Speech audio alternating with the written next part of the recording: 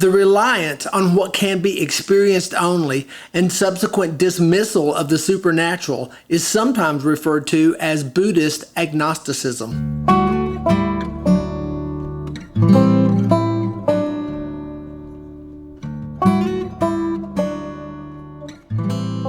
An example of this agnosticism at work is the topic of rebirth. It's a concept that cannot be experienced or tested. I hasten to add here that if sufficient scientific evidence emerged supporting rebirth, then most secular Buddhists would begin to take this on board. In the absence of such evidence, most secular Buddhists do not consider it their practice. Secular Buddhism is somewhat progressive in that sense, providing a newer and alternative look at not just the practice, but also the source material. I'll speak more about this agnosticism later in this talk, as it undoubtedly presents an elephant in the room for some Buddhist adherents. The takeaway from the definition of secular Buddhism is that those that follow this philosophy tend to view the canon and teachings of the Buddha with the same skepticism shared amongst the scientific community. We look at the empirical evidence that supports a particular claim before we start integrating it into our own individual practices. The teachings are often understood more as stories to take wisdom out of rather than matter-of-fact happenings. Secular Buddhism itself is structured less like a religious community and more like a scientific community. This means that the views of those leading voices do not define the views of the proponents, but they do contribute to a greater picture of what the community looks like. For instance, followers of Tibetan Buddhism are somewhat expected to follow the views of the Dalai Lama. Equally, moving away from Buddhism in a Christian religious community, a follower of Lutheran Christianity would be held to a certain category of viewpoints that separates them from Baptist or Anglican. There is a clear reason why secular Buddhism does not follow this same paradigm. It is less of a religious community and more of a shared mindset that is common amongst its proponents. The position as something closer to scientific community means that, as proponents, we are free to contradict or argue against the views of leading voices and not accept those that are commonly adhered to. For instance, the views of Stephen Batzler are treated with as much skepticism as the views of other Buddhist traditions. In this mindset of skepticism and the value we put in the scientific methods that separate us from other religions and traditions, a mindset that is implied internally as much as externally is key. The views themselves aren't the glue that holds us together. The skeptical mindset is.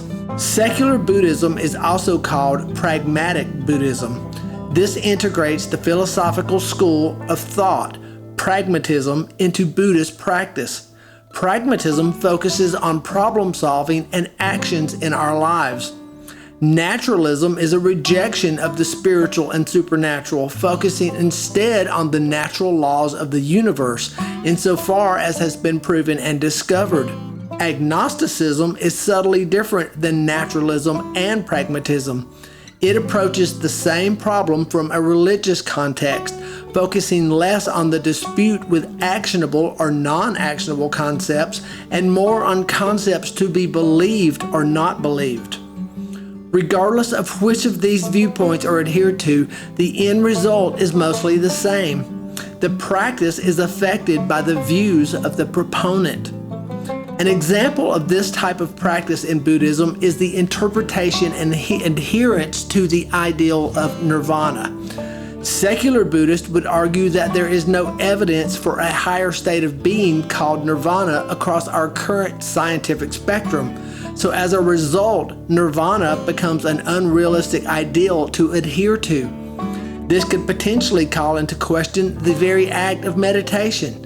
However, there is enough evidence to support the fact that meditation is actually good for you. The goal of contemplative practice for secular Buddhists isn't reaching nirvana. It's a self-improvement mission. It's like the road to discovering Atlantis.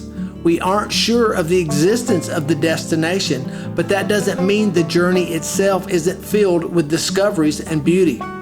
The path to nirvana is filled with innumerable scientifically verified phenomenon and proven to have a deep impact on those who practice. We just choose to treat the end goal with skepticism until such time that evidence proves or disproves it. The handling of the spiritual and supernatural elements of Buddhism is where secular Buddhism differs from more traditional variants of Buddhism. I've already discussed the rejection of the supernatural, but what does this rejection entail? For one, I think rejecting a supernatural argument does not mean disrespecting it. Drawing a parallel with Christianity, there are those that believe the Adam and Eve story is an actual historical account.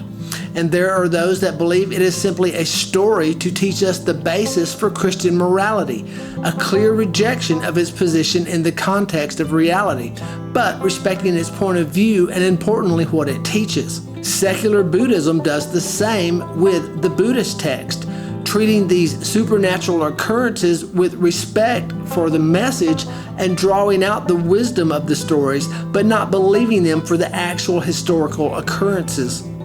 When a secular Buddhist says that they don't believe in a concept such as rebirth, they are not rejecting its impact on our practice.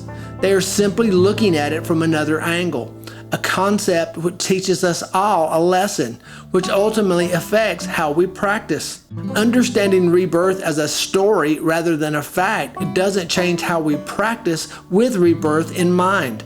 The wisdom is the same whether we choose to truly believe it or understand it as a lesson.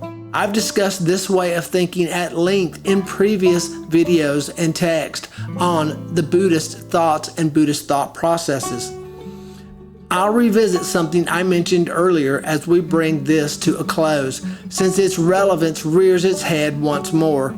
Since there are multiple philosophies at work, multiple viewpoints, and a whole host of cultural beginnings amongst the proponents of secular Buddhism, there is often in-depth discussion over the individual concepts and the understanding of them.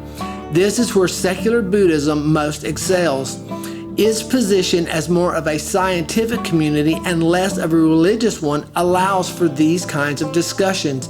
It allows for deviation from the popular views. The defining characteristic of adherence isn't a sub-collection of accepted views, but a common mindset shared across the spectrum of its proponents. The progressive nature of Buddhism and secular Buddhism is a young movement, and it's almost exclusively tied to the West.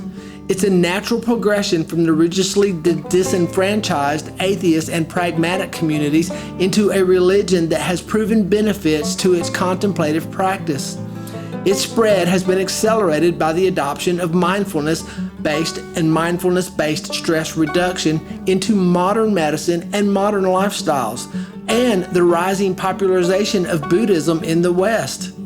A predisposition to a culture of reliance upon the scientific method has left many potential Buddhists unsatisfied by current traditions.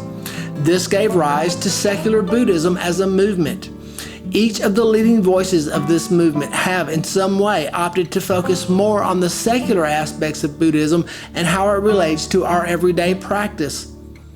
The pattern of becoming disenfranchised, then rethinking, and then reforming as a progressive movement is something that has been repeated a multitude of times across the history of humankind. It's the natural way that philosophies, cultures, religions, and even politics stay relevant. Each time this happens, a new progressive movement experiences a great deal of friction from the previous communities. This has happened in the Buddhist community, and it will happen again. None of the current principal traditions of Buddhism are the original. There is no original. This means that Zen Buddhism is the progressive variant of Mahayana. There is a clear adaptation from a very culturally significant form of the religion to a different culture. That's the nature of Buddhism. It constantly progresses, constantly changes with the ever-changing mindset of mankind. Zen integrates aspects of Taoism, views that are most certainly not shared by the core Mahayana practitioners.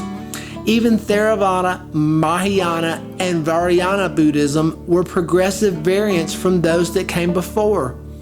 So this new secular Buddhism movement is then a simple, natural progression. A subgroup of people from a different culture to the parent communities, adapting those teachings to fit their own cultural context. As secular Buddhists, they don't always read the same sources as other traditions. They may favor certain other sutras over others.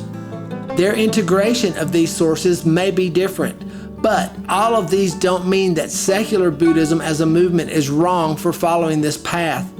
If secular Buddhism is regarded as not real Buddhism, so then can you apply this label to all other traditions out there?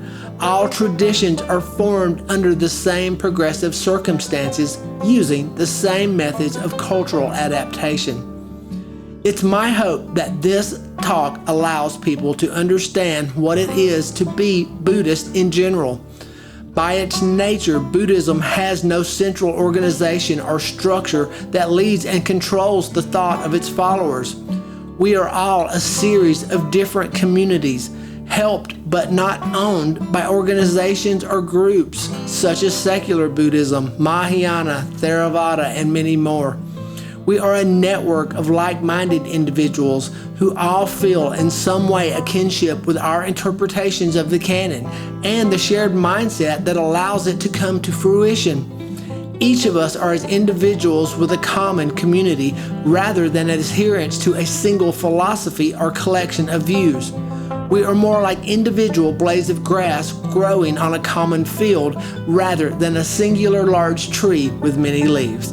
Peace and love, Jim.